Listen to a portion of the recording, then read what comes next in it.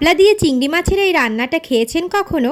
গরম ভাতের সঙ্গে কিন্তু স্বাদটা একদম অন্যরকম। আজকে রান্না করেছি আমাদের পরিচিত শাপলা দিয়ে চিংড়ি মাছ। আর আমি শাপলাগুলো হালকা গরম পানিতে ভাপে একটু সেদ্ধ করে নিয়েছি। পরে কড়াইতে তেল দিয়ে পেঁয়াজ কুচি, আদা বাটা, রসুন বাটা আর কাঁচা মরিচ, হলুদের গুঁড়ো, মরিচের গুঁড়ো, লবণ পরিমাণ মতো দিয়ে মশলাটা ভালোভাবে কষিয়ে নেব।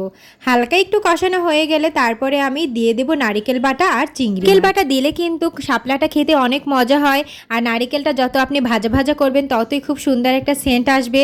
আমার কিন্তু মশলা কষানো শেষ। এরপরে আমি শাপলাগুলো দিয়ে দিলাম। শাপলার সাথে মশলাটাও আমি ভালোভাবে একটু কষিয়ে নেব, যাতে করে শাপলার সাথে খুব ভালোভাবে মিশে যায়। শাপলা রান্না করলে কিন্তু গরম ভাত দিয়ে খেতে অনেক মজা হয়। আপনারাও বাসায় অবশ্যই ট্রাই করবেন। এরপর শাপলাটা নরম হওয়ার জন্য আমি ঢাকনা দিয়ে দেব। এখন পরে আমি একটু ধনিয়া পাতা কুচি দিয়ে দিয়েছি। ধনিয়া পাতা কুচি দিলে কিন্তু খুব সুন্দর একটা সেন্ট আসে আর খেতেও খুবই ভালো লাগে। আর আমার রান্না দেখি তো মনেই হচ্ছে যে সেই মজা হয়েছে। এভাবেই তৈরি হয়ে গেল চিংড়ি মাছ দিয়ে মজার শাপলা রান্না। গরম গরম ভাতের সঙ্গে এই দেশি রান্নাটা খেতে কিন্তু দারুণ লাগে।